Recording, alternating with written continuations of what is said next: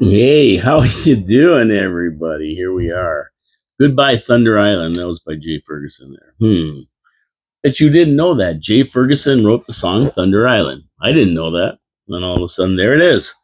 So all systems should be go. We look good today. Welcome back, my friends, to the show that never ends. Really glad you could attend. Step inside, step inside. My name is Paul Kalamir. This is your city, your voice coming to you live from downtown Niagara Falls, Ontario, Canada, in the studios of 4680Q Radio, right across from the Meteor Crater. Can't miss it when you're downtown. Oh man, what a couple days here. Yesterday we did the City Council agenda review. I'm going to be talking a little bit about that later on. I got a big lots of stuff to get through today. I don't know if I'll make it all through. There's so much going on in the world right now, but I'm going to give it a shot. And if not, we'll continue it on Thursday or Friday, one day this week anyway. So first of all, I have to get to my sponsors. We thank our sponsors for paying the way for the show.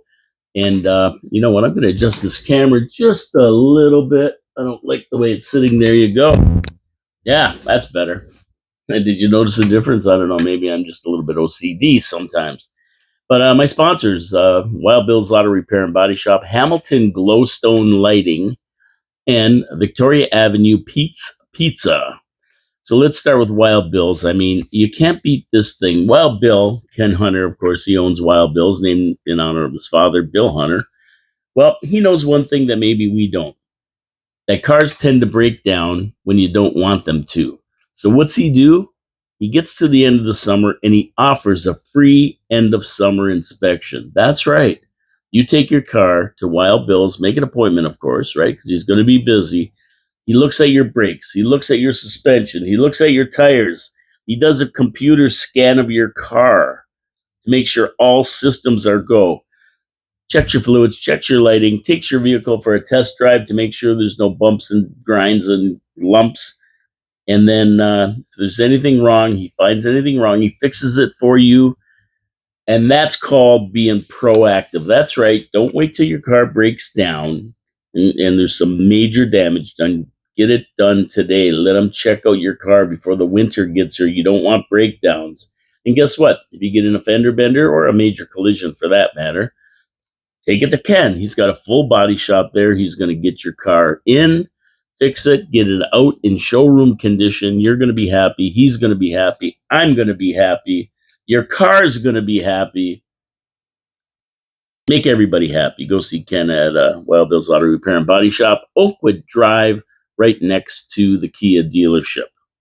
And I thank you for supporting our sponsors.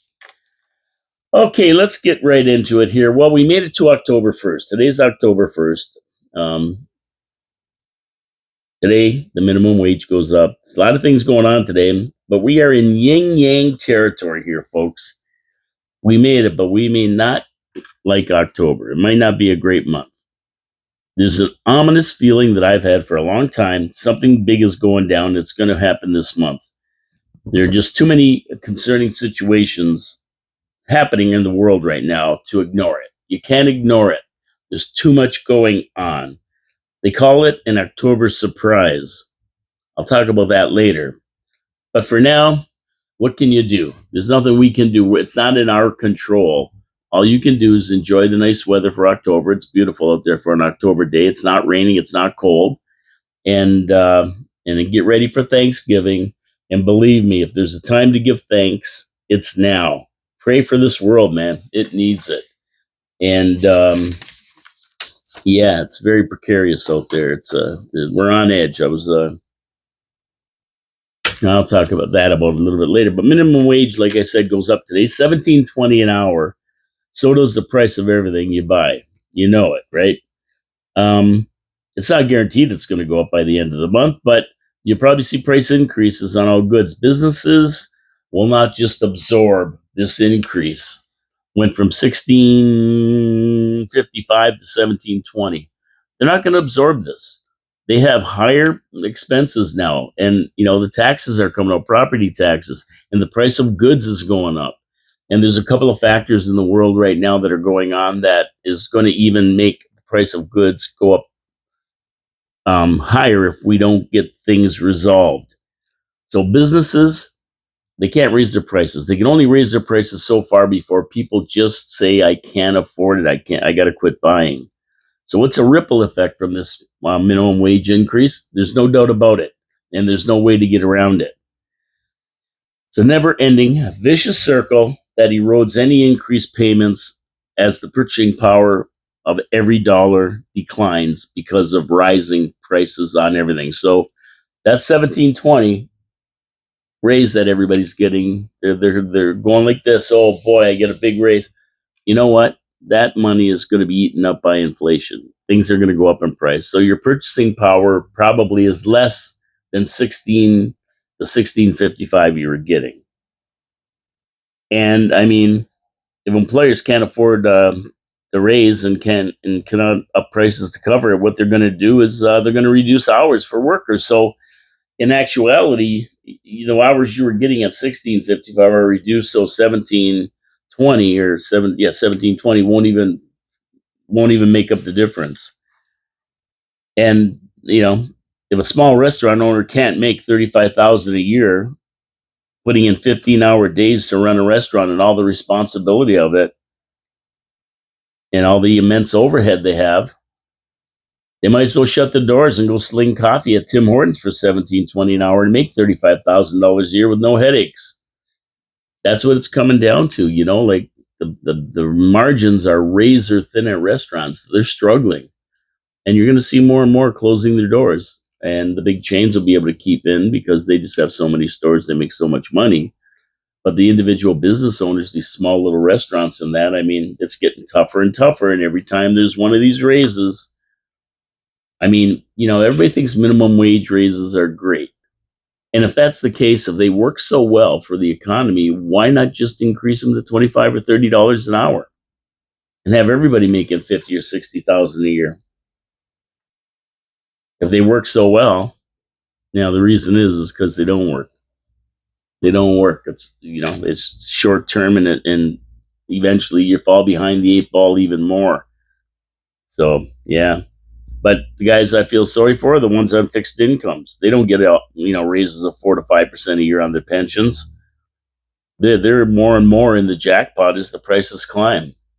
Anyway, enjoy your raise, you minimum wage earners, and hopefully you have more money to go out there and do things that you couldn't do before, like restaurants and stuff, and help our local restaurants and our local business people stay in business.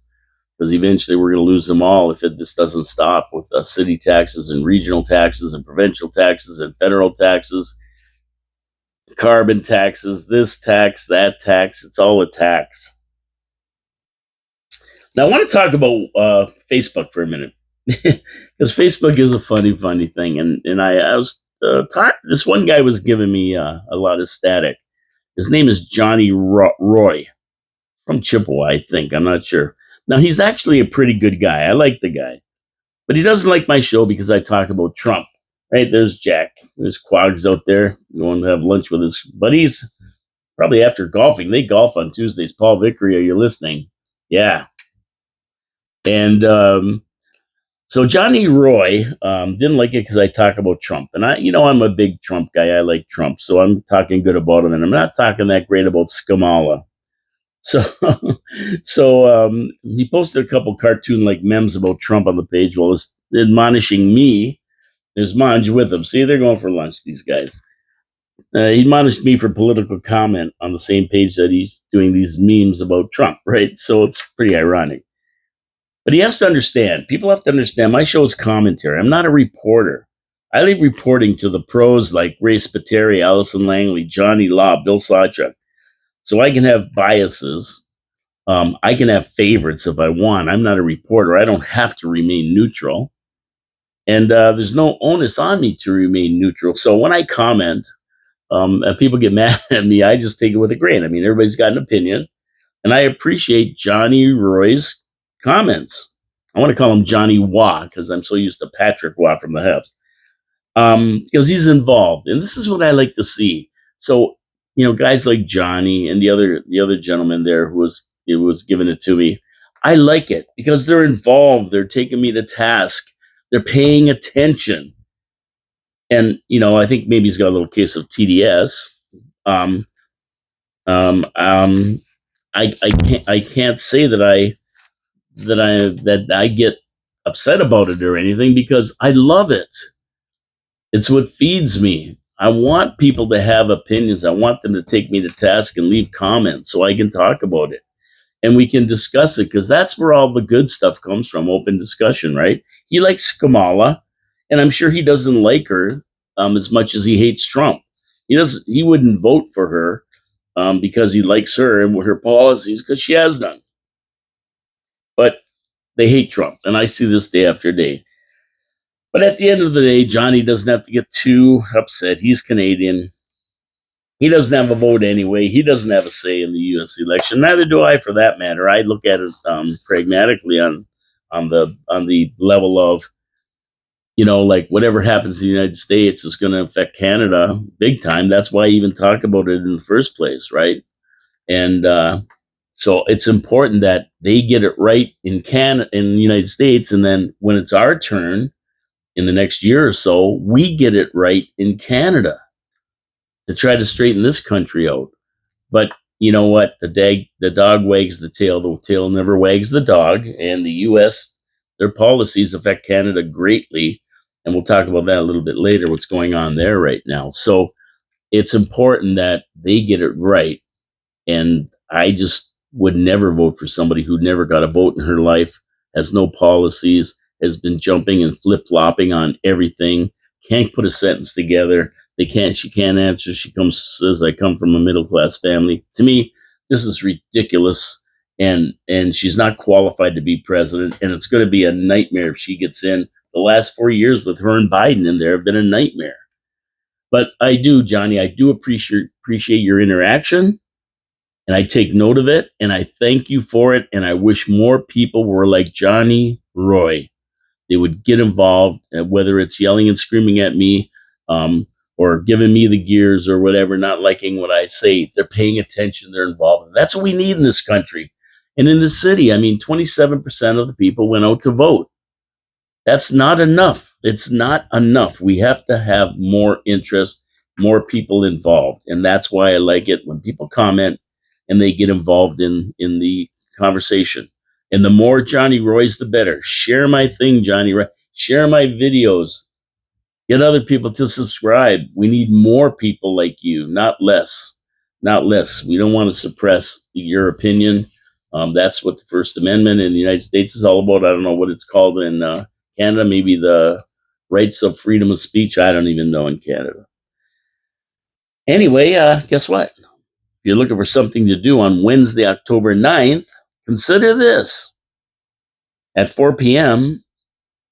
at the Niagara Falls History Museum on Ferry Street, the city of Niagara Falls is planning a tribute to Councillor / Mayor Wayne Thompson after his recent retirement from politics.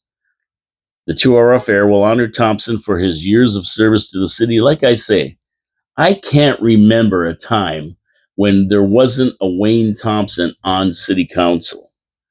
He was first elected in 1968, even before Joe Biden. He's been at it longer than Biden, and he's been there ever since. His legacy surrounds us all. Look around, the skyline, the casinos, everything you see, everywhere you look, Thompson has had a hand in it. It's going to be a very informal and casual event. Come on out and thank Wayne for his years of service. Little Caesar has retired, but his dedication and love of Niagara Falls will be felt by generations to come. I call Wayne the boss, and rightly so. Congratulations, Wayne. Happy retirement, my friend. Will you live long and prosper?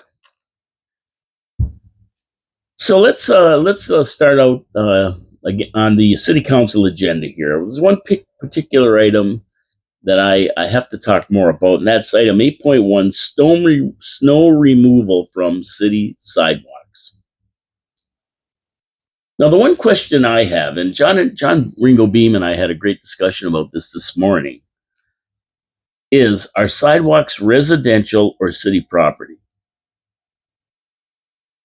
And that's a big thing, because when it comes down to it, they're saying that if residents don't take care of the sidewalk in front of their house, and the sidewalks are city property, they own it, right? How can they fine us if we don't clear it off? I mean, if they could do this, make you take care of city property, like shoveling that sidewalk or clearing that sidewalk when they should be doing it. I mean, it's theirs. What makes them not be able to pass a bylaw to tell you you got to clear the road in front of your house? I know it sounds crazy, but seriously, fining residents for not shoveling city owned property, I mean, please. As a matter of fact, I clear the front of my house, my sidewalk, being a good neighbor, and then sometimes I even go and do the neighbors next door. But after I do it, the city plow comes by and fills it in. Yeah, if there's a lot of snow, the plows come by later. I shovel it, and then they come by, and there's only a small boulevard, maybe a 2 or 3 foot boulevard, 3 passes on the lawnmower, 2.5 passes on the lawnmower, and they just plow it and they fill it right in. And now I've got to go out there and I've got to clean it off with chunks, big chunks of ice from the road and heavy melted snow where they might have came around with the thing and put sand and thing on. So, I mean, why do I have to do that when they filled it in? It's just crazy. And who do I call when that happens? If the plow fills it in, do I call the city and say, send some guys to shovel it out? You did it. You filled it in. I did my job.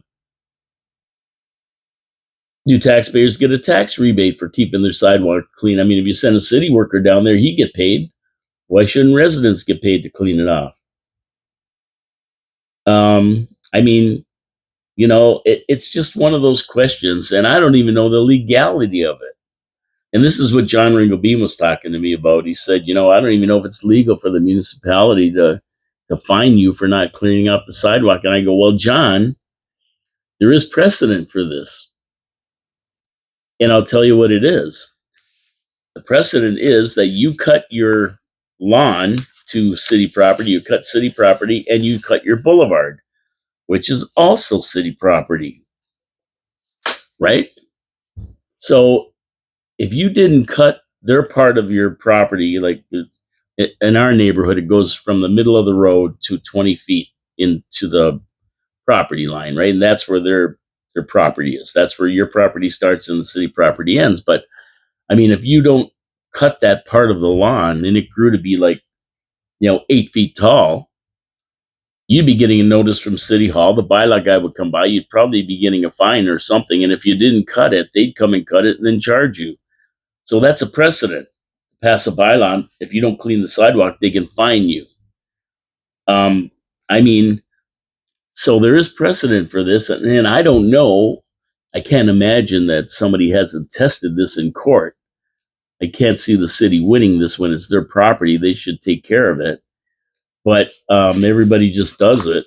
I don't know if anybody's challenged it. And I just don't understand why the city just don't say, listen, we're going to get the equipment. We're going to clean these roads. We're going to keep the sidewalks maintained for older people and everybody in the city. And just do them all. Oh, yeah, it's going to cost money. But you know what? It's no problem spending $12 million to build another walking trail in Niagara Falls, or spend $500,000 on pickleball courts, or another $500,000 on a ghetto dome. I mean, if you want to do a poll, how about doing this one? Would you rather have pickleball courts or your sidewalks plowed? Would you rather have pickleball courts or good roads? I mean, see, the questions they ask are loaded. They got $350,000 to spend, and they're giving us $75,000 worth of art at the skateboard park. And that was another thing that got me about the agenda you're going to see today at 4:00 when they have the city council meeting. They want to put up seating and covers for people watching their kids at the skateboard park for $75,000 or something, or whatever the heck it was, $330,000. I mean, we have to get our priorities straight in this city. What do people want? Right? What do people want? And these questions they ask about $75,000 worth of art to decorate the skateboard park. I can't even imagine people wanting this. I just don't get it. Doesn't make sense to me. I'd rather have my sidewalk plowed down the street so we can go for a walk and kids can go for a walk and you can walk your dog and everything, that have pickleball courts for the 100 people or so who play pickleball for 2 months of the year or 3 months of the year. I don't know. It's just me. Leave your comments on the video. Tell me what you think, and then we can discuss it later on. Right? What's your take on snow removal? John Ringo Beam already had the discussion with me, and I don't know. What's your take? Or any counselor's going to question this and just say, do the whole city. Come on, let's get with it here. They don't want to find people because they don't clear their sidewalks. There's so many old people in the city. It's an aging population. How are they going to clear it? They're going to have to hire somebody, or the city's going to have to do it anyway. Well, if they're doing 20 old people in my neighborhood who would qualify for this, probably, I mean, you might as well do the whole thing. You only got another 30 feet of sidewalk to do. Just run a truck down and run a little sidewalk plow down it and do it. No biggie. Oh, they say some of the plows are too big for some sidewalks in the, well, shorten them up. Get a guy with a torch, cut part of it off for that and use it for those streets. I don't know. There's got to be an answer, but I just don't like a bylaw that fines us for not shoveling our sidewalks. I think they'll find most people do it anyway, just as good neighbors, but I don't think the city should rely on that. I don't think the city should rely on that. Anyway, give me your comments. What do you think? I want to get to my second sponsor, Hamilton Glowstone Lighting now. You know, we're getting up on the Christmas season. We got Thanksgiving coming up. We have Halloween coming up. And you know what? A lot of people celebrate these holidays these days with lights. If you'll always notice the half a dozen or a dozen homes in your neighborhood that are all decorated for Halloween with ghosts and orange lights and everything else. Well, you know what? Hamilton Glowstone Lighting is the leader in permanent outdoor lighting. These are the guys you get because you don't want to be putting up lights every year. You don't want to be climbing ladders and all those ugly cords and putting them up and then taking them down. No, you put up permanent outdoor track lighting, and what happens is you go on your phone and you say, oh, it's Halloween. Let's change it orange. It's Christmas. Let's change it red and green. A million different colors. Oh, it's Prince's birthday. Let's change it purple. Hey, it just works. It's fantastic. They're LED lights. So you're not going to run up your electric bill when you have them on. You're not going to be watching your hydrometer go, no, I got an itchy nose here. Oh, why? Maybe I'm going to get some money. But yeah, so they're perfect for that. You don't have to climb ladders. They're safe. They add value to your home, and they look spectacular. They're so good that they offer a lifetime warranty on them. So no more cords, plug it in. The joints are soldered. They're sealed, impervious against dust and moisture. So you don't have to worry about them. Hamilton Glowstone Lighting. That's how you get these. And you talk to Colin Buckborough. You give them a call, 289-969-1797. Get them to come down, give you a free estimate. And if you can do it, do it. And if you can't, but you still want it, hey, they have a financing on approved credit. So you can finance and pay $50 a month or something until they're paid off. You don't have to lay out a king's ransom to have them. So that's fantastic. And if you want to see his work, just go to glowstonelighting.com, just like it sounds, glowstonelighting.com, and you'll see a gallery of his work. And if you like it, give him a call. His number, again, 289-969-1797. So I was looking at the review today. There's a story, probably by Ray Spiteri, one of the guys anyway, I can't remember who. But remember that mook that was making bombs on Beaver Glen Drive you read about? Well, maybe about a month ago. Some guy, the cops went in and found a bunch of IEDs in the process of being made. Well, they did another raid on that house, and along with a house in Chatham, and one 26-year-old Malek Slyman, who was the brother of the guy on Beaver Glen Drive, I guess. The guy was 21 or something, but this guy's 26, brother, cousin, something. Was arrested and charged with making, possessing, having care and control of an explosive device, unlawful possession of explosives, and 2 counts of possession of a prohibited device. So they're digging deeper into this, and you have to wonder, what are these 2 mooks up to? Come on. They're building bombs in their house in a residential neighborhood. Pretty wild. Now, I don't know what they're up to, these two guys. Obviously, they're not in this alone. They just didn't all of a sudden come up with this idea. There's got to be other players in on it. Who they are, what they are, where they are is another question. The name Slimane is Arabic, mainly from Lebanon and Syria, and there's a variant of the name Suleiman. That's what I found out about the name. I'm sure the authorities are having nice chats with them about who their handlers are. They want to know. Normally, 21 and 26-year-old kids have other things on their mind than meeting 72 virgins, and that's what's going to happen if they keep it up, because these things do explode by accident. Even if you're not don't know what you're doing. So I can't imagine at their age they're experts on making bombs.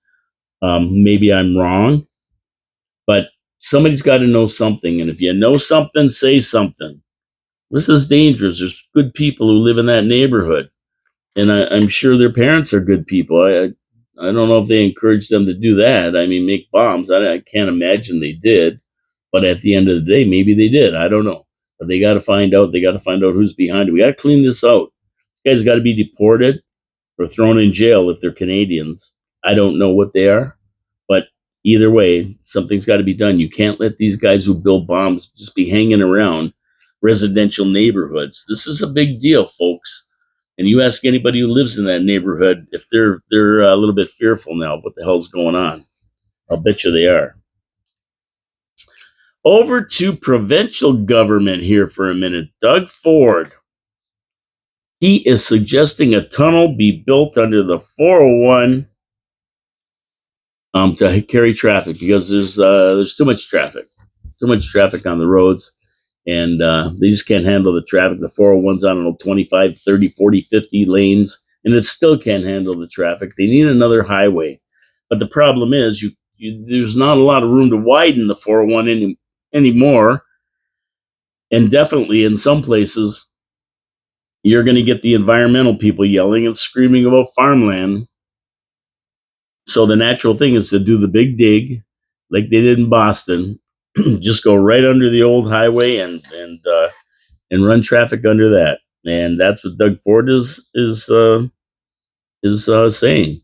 And also, while he's at it, Doug, take that drilling machine and just go where the Gardiner Expressway is under there, and get rid of the Gardiner too, because that's a big mess and it looks like hell. Now, the opposition leaders are telling him to buy the 407 back. They already owned it, the province. They got rid of it to a private enterprise. Now they say, rather than building a new tunnel, buy the 407 back for $3 billion or something. But that's not going to solve anything. They say it's lightly used in Crombie and whoever the hell else is running the Schreiner, and who's the other one there, the NDP. Merritt Stiles. The reason it's not busy because you have to pay. So if this province buys it back at $3 billion and keeps the tolls on, nobody's going to use it anyway. It's underused because you have to pay. If they make it free, then taxpayers are going to get screwed again. I mean, there's a reason there's a toll on it, because private enterprise wants to make money. That's why they invested in it. That's why they bought it. So the province is going to have to charge. It's still going to be underused. It's got to be free. Or else nobody's going to use it anyway. And you can't make money on free roads. I mean, you just can't. So if you want to provide free roads, the tunnel's the better idea. And if you open it up, the 407, it's going to be congested day and night, just like the 401. So Doug Ford's got this idea, and I like it myself. I think it's great. It's going to go from Scarberia to somewhere towards the west, I think, under the 401 in Toronto. And they'll carry more traffic, and it'll be like the big dig they did in Boston, which was working out really good. So anyway, that's an interesting thing to see what's going to happen with that. But I'm sure the opposition are going to yell and scream about that. But buying the 407 back, please, you guys crazy or what? And like I say, get rid of that ugly, deteriorating Gardiner Expressway while you're at it, Doug. Get under there, dig a tunnel, and drop that Gardiner Expressway out of there. It's an eyesore in the waterfront. So let's take a trip down south here. We're all over the place today. I'm just running around here because there's so much going on. You can't keep up to it. Tonight's the big night. It's JD Vance versus Tampon Tim in the one and only VP debate. It's going to be a good one as Coach Kotex takes on JD, and the coach knows how to rah-rah even the simplest lie. His record in Minnesota, letting it burn down during the Floyd George riots, will definitely be a topic when it's all said and done. But JD is up to the task and will give the coach a death by 1,000 cuts. He's going to take them down. Moderators will be CBS Evening News anchor Nora O'Donnell and Face the Nation moderator Margaret Brennan. The rules are simple. Coach will be stage left, Vance will be stage right. Waltz will be introduced first. There will be no audience. Candidates will have 2 minutes to answer questions with a 2 minutes for the other candidate to respond. Each candidate will have a 1 minute rebuttal after the initial 2 minutes. Lights in front of the candidate will indicate time remaining along with a countdown clock. See how simple this is? Each candidate will have 2 minutes for closing statements. Vance won the toss and elected to give his closing statement last. He's going to have the final word, and microphones will be hot.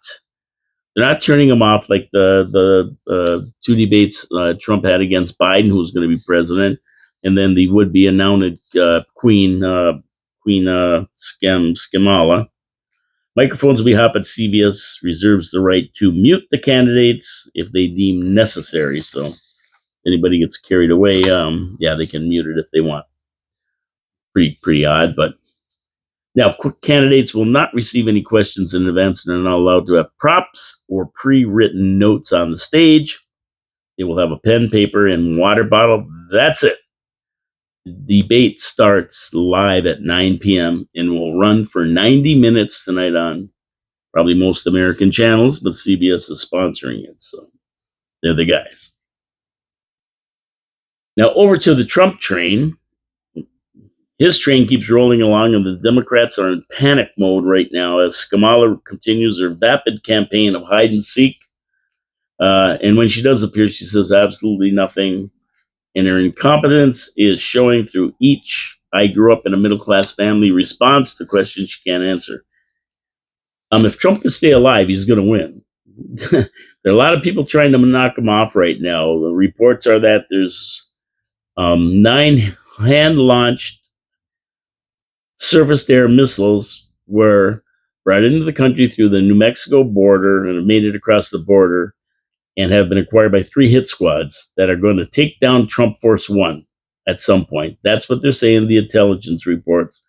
As well, other intelligence has confirmed there are 5 separate hit squads that are trying to take Trump out, in addition to the 2 lunatics that already tried to kill him.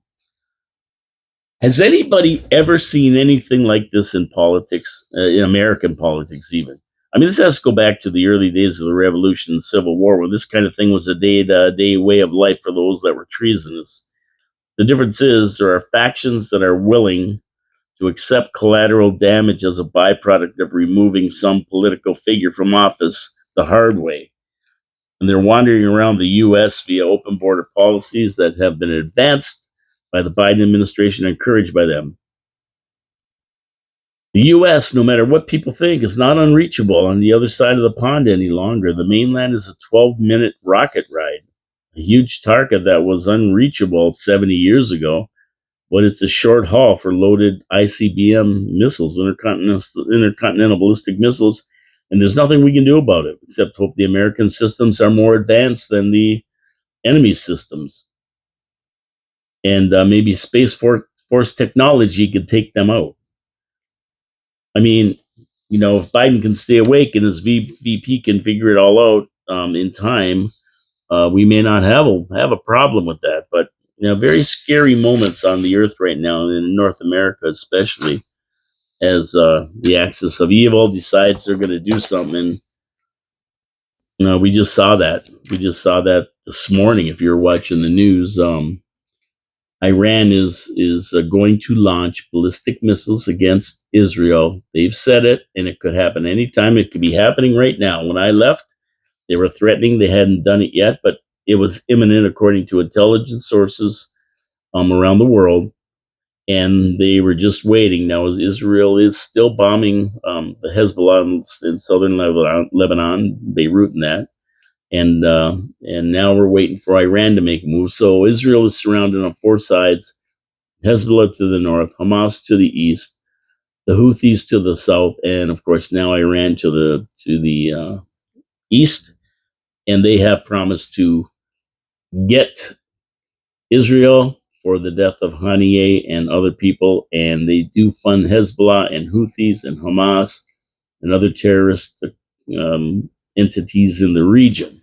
So, serious business here, folks, and it could be happening right now. I don't know. I don't have a camera or news in front of me, but there could be breaking news right now. But either way, it's going to happen, and that's why I say October could be a goofy month with lots happening and a big October surprise that they talk about. And staying down south, I mean, the southern U.S. is still reeling from Hurricane Helen. Tennessee has towns that are destroyed. Western North Carolina is in ruins. It's going to be a long recovery for these poor people down there, and you have to pray for them. Pray for these people. They got decimated by what is being called the worst storm in U.S. history. So the death toll stopped 130 and still climbing. Say a couple prayers for those people, and if you know anybody down there, my sympathies, man. It's just terrible. It's just terrible. The exact place we were at in March is buried up to the bottom, the first 2 or 3 feet of the sliding doors. And that had to be, oh my gosh, about at least, I would say 70 or 80 yards from the water. And I was sitting in a picture where there's a wall at probably the size of this desk, 2 or a couple feet anyway, tall off the beach. That thing is just buried with another 2 feet of sand on it. So it's been decimated, these places. So good luck to everybody down there. A lot of nice people down there. I wish them all the best. An interesting item that my buddy Gary Wilkins sent to me regarding the move to EVs and what is happening with government taxes, which are being lost on gasoline by those that are driving EVs. And as more and more EVs get out there, the deficit is becoming huge. Since all road and highways are repaired by the billions of dollars of taxes governments take in from the sale of gasoline. So this is something that, a lot of people never thought of. What's going to happen when all these EVs get here, and how is the government going to make up the shortfall for people not buying gasoline anymore?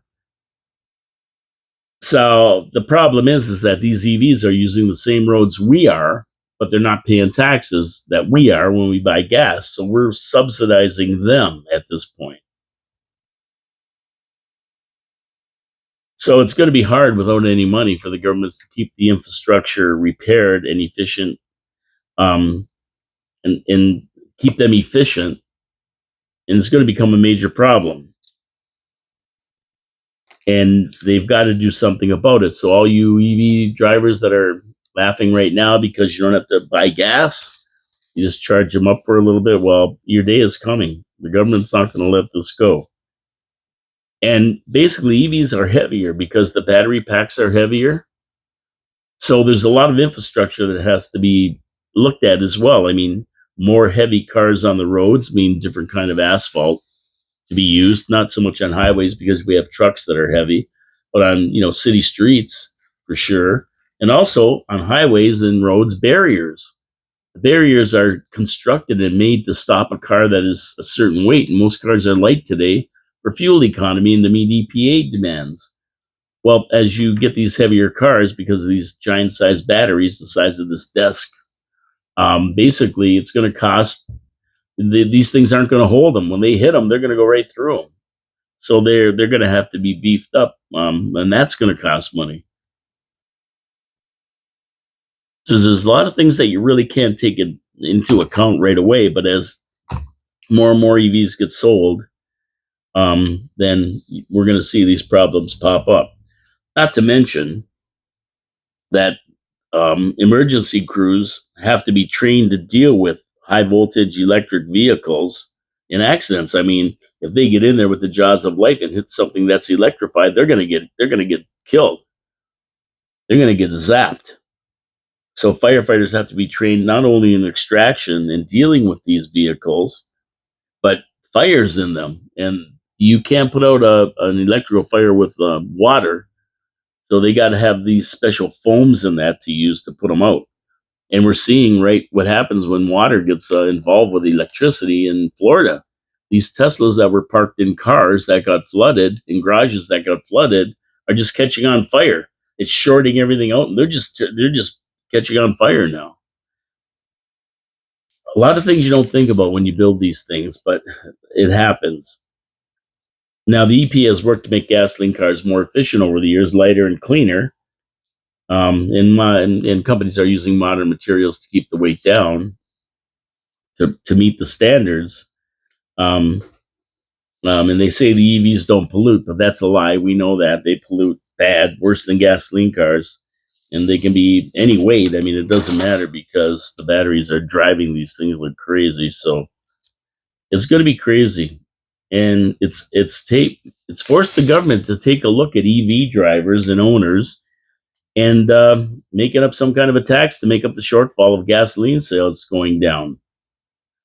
A per mile fee for use on EVs will probably have to be implemented sooner than later, especially since most governments are adamant gasoline powered vehicles must be eliminated by 2035 or so. And that's a goal for Newsom, governor of California. In Hawaii, you have to pay to register your EV and then pay a road tax on a per mile use basis. And they use GPS to figure that out. They get a bill for the end of the month for their use. Subsidize the taxes they're losing on gasoline from cars that don't need it. And, that's what governments are going to do. The tough part to convince the EV owner that they're paying exactly what they would pay according to the miles they drive if they were using gasoline. So you can see what the governments are trying to do. They're trying to recover every penny.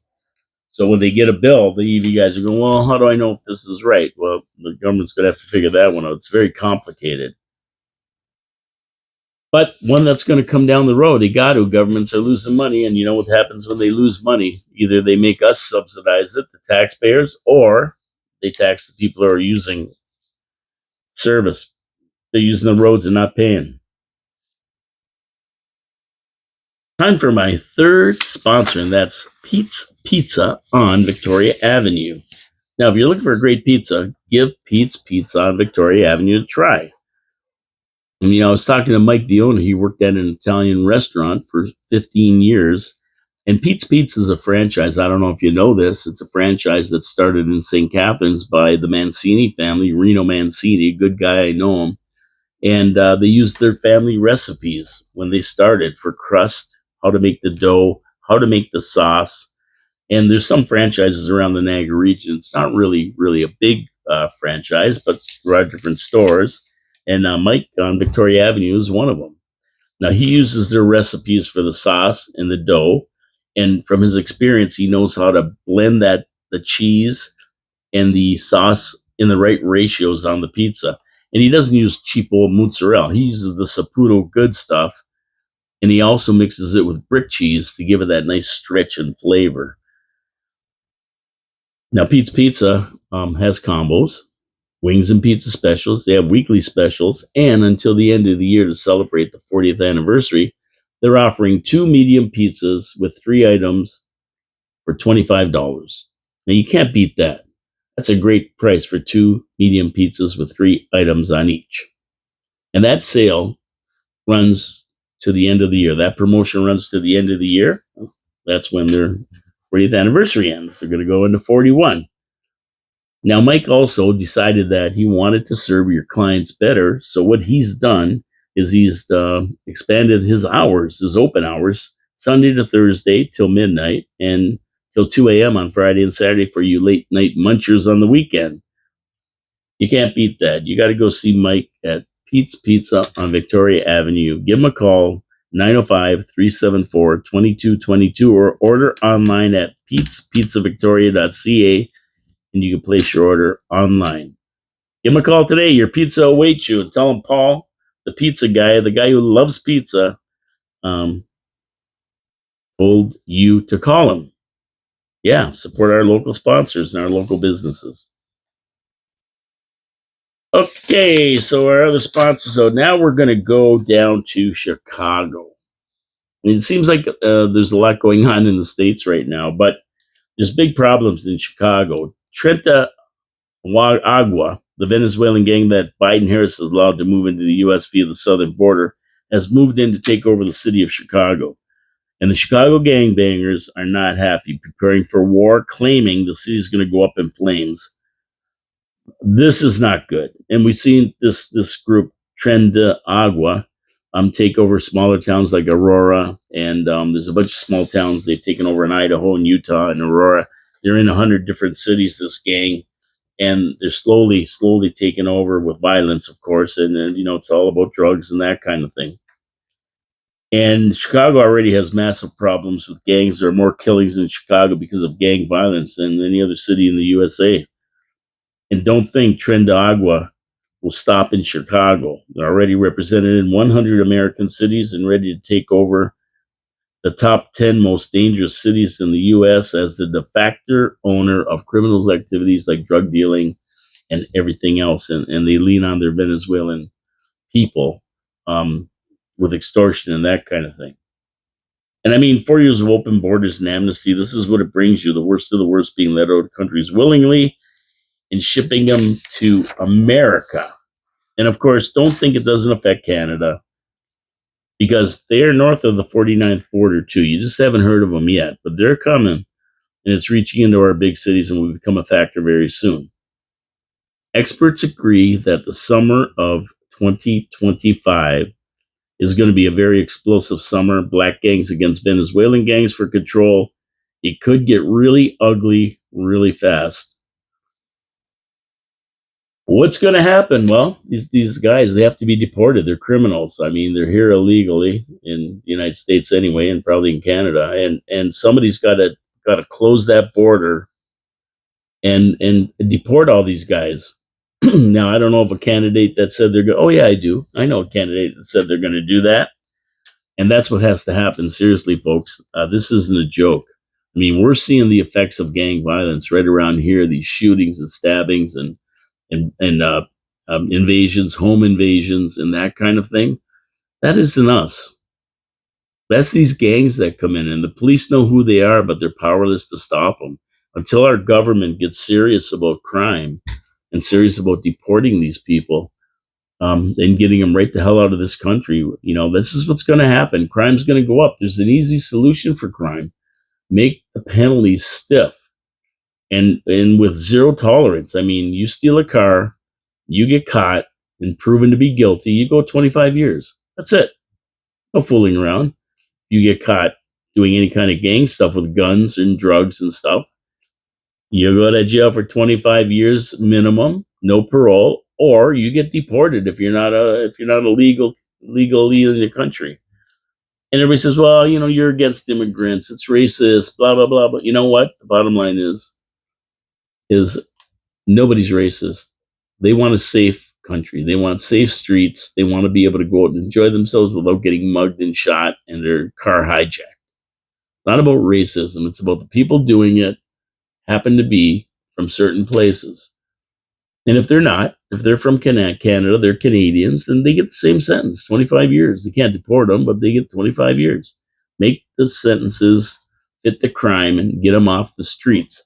You can't let them run around creating havoc and expect them to stop. They're not going to stop. They just get out and they do the same thing over and over and over and over again.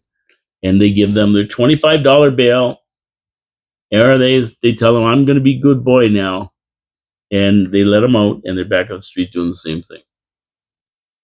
Police know who they are. They know every one of them. Everybody says, how's Trump going to deport 10 million people? Easy. The police know who every one of these guys are. They know the bad actors. They've been hanging around with them for 4 years. They know who the bad actors are. It's just they're powerless to deal with them because they're called racist. And people like Kamala, well, they want to defund the police. They call ICE the KKK. They're a bunch of racists. They're the people, the immigration people are trying to keep these guys out in the border patrol. Hey, if you don't let them do their job and these things happen, it's your fault. Blood's on your hands. We're seeing it in the States, and we're seeing it in Canada too. Another weird thing is going on in the States. That's why I say there's these October surprises, and they all affect us as well. And what's weird going on in the States right now, and it has to do with government remaining in control in the case of mass casualties in the ranks of government.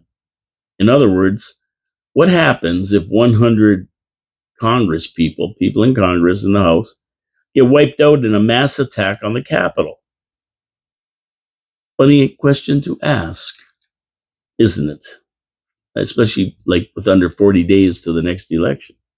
How does the government remain in control? How will new people be installed quickly to run the government? Now, the way the Constitution is written now, elections would take place to replace any Congress people whose seat has been vacated by any reason, whether it's health, death, whatever. But in the case of mass casualties, by an act of aggression in Washington, how would this many people be replaced quickly so government can function? Well, Congress is looking to install a 28th Amendment, and they're bringing it up now for some bizarre reason, to the Constitution called the Continuity of Government Amendment to deal with a scenario where over 100 members of Congress die. No election required. They're appointed. All this coming less than 40 days before an election. Now, a new constitutional amendment is not easy to pass. You have to have 2/3 in the House, then 2/3 majority in the Senate. Then it has to go to state legislatures and have a 3/4 vote in favor of the addition of the new amendment. So that's why there's only 27 of them, because they're very, very hard to install. It's got to be an overwhelming majority that agreed to something like this. Now, why are they doing this? Do they know something that they're not telling Americans? Why less than 40 days before a controversial election? Why are they even looking at this? I mean, if anything happens, you just go through the election process. But no, they don't want to do that. They want to be able to appoint people like they appointed Kamala. I mean, are they thinking like a nuclear strike on Washington? In the Capitol when Congress is sitting, or an attack on the Capitol during a State of the Union address, or, when everybody's there, the House and the Senate? A war with Iran, Russia, or China where a nuclear attack of the Capitol is possible? Why the rush with an election a month away? So something very strange there. That's an oddity. I don't understand why they're doing it, and neither do other people that are mentioning it. I mean, we're living in very dangerous times right now. Be aware, be vigilant, stay informed. I mean, we are looking at weird scenes inside the gold mine right now. Pay attention. Pay attention. Staying in the United States. I mean, all these things affect us too, Canadians we sit back here saying, oh, we're Canada, we're peaceful, everybody loves us, nobody would do anything to us. Man, we got to get out of that mindset. We have to get out of the mindset. We can't be surprised thinking everybody likes us, they're going to leave us alone. It's not the way it works. It's not the way it works. We're involved whether we like it or not. And unfortunately, we can't defend ourselves, so we have to have the states doing it. So what happens there is very important to you and me. Because if it goes down in the States, ladies and gentlemen, it's going down here. We're going to be affected. And last night at midnight, the dock workers of the United States went on strike. What does this mean for Canada? Well, the supply of goods from outside the U.S. could be affected. Remember, it's not just the dock worker strike that is the problem. Over in the Middle East, yeah, we're not there. We're not affected, right? No, we are affected. The Houthis have been forcing ships to sail around the southern tip of Africa instead of using the Suez Canal. So that's a long trip. That adds 2 or 3 weeks to the journey from the east, places in the East, India or wherever, to Europe and North America. The longer the journey, the more it costs. The more it costs, the more they charge. The more they charge, the more we, the end consumers, have to pay. So we have the Suez Canal basically closed. Ships going around the southern tip of Africa.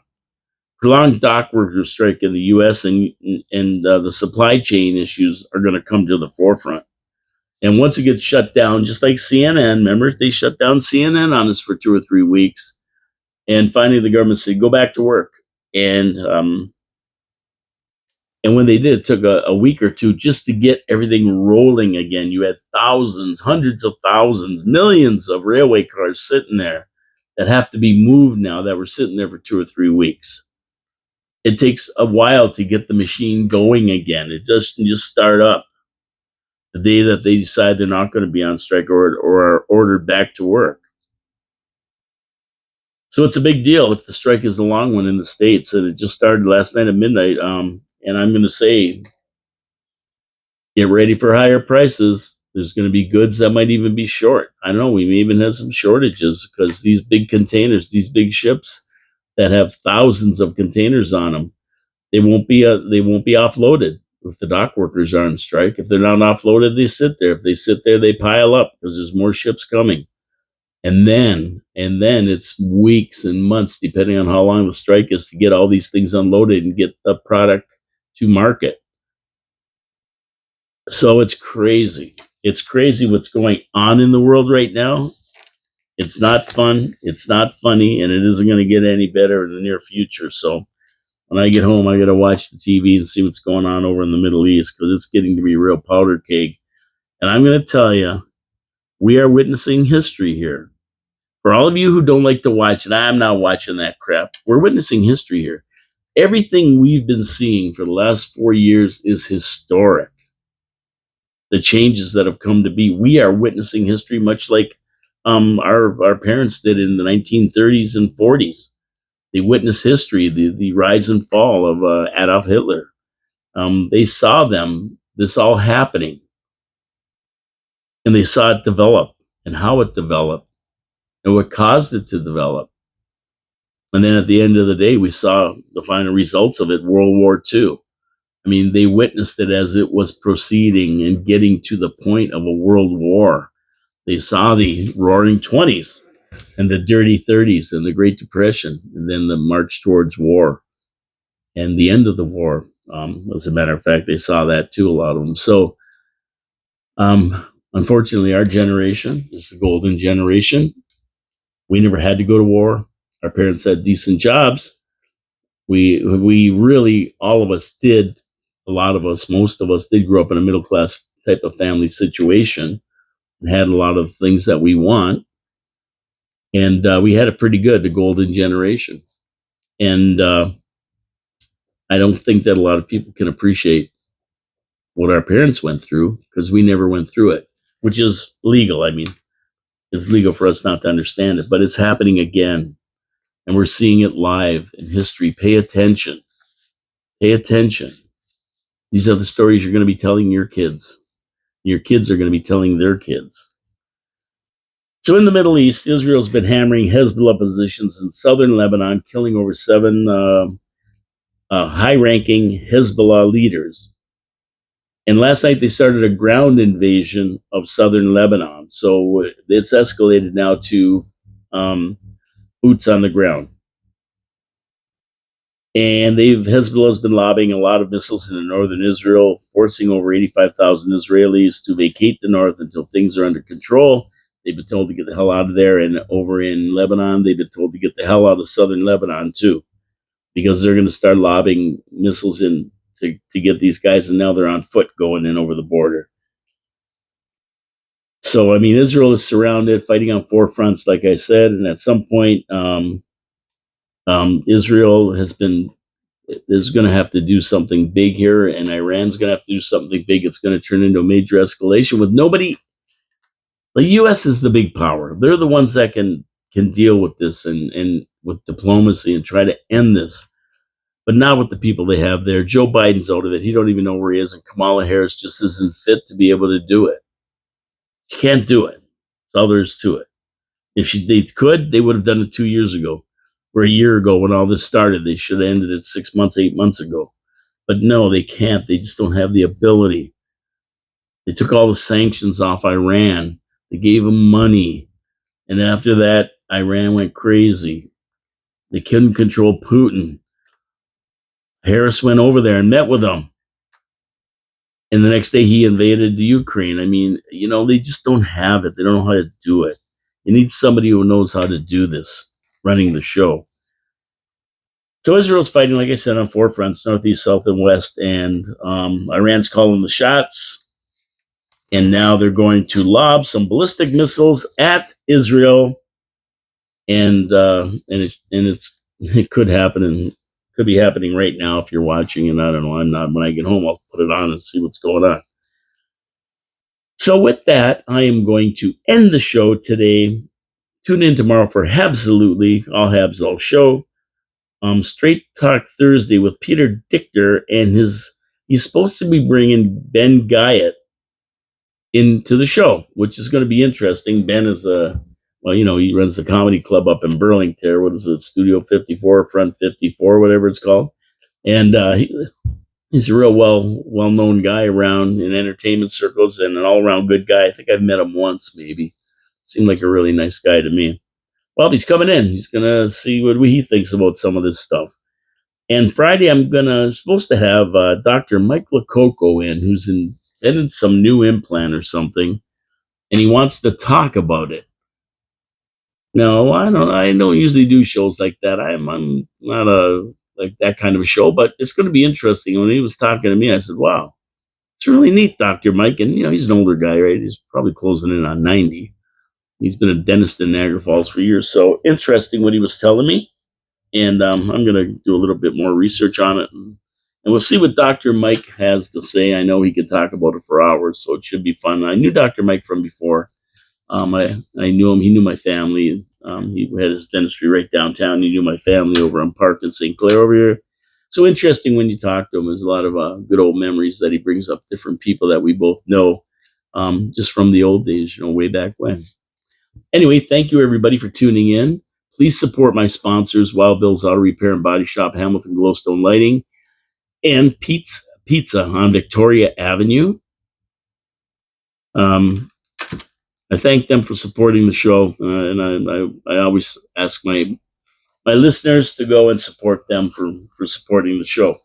And if you go to Victoria Avenue Pete's Pizza, leave a review on Restaurant Reviews Niagara. I also run that page, so it's really neat to see the listeners get in there and put their comments on there. Put your comments on the video, subscribe, hit the notification button, give me a thumbs up or a thumbs down. You might not like what I say, but either way, leave comments so that I know what you're thinking and I can talk about it on the show as well.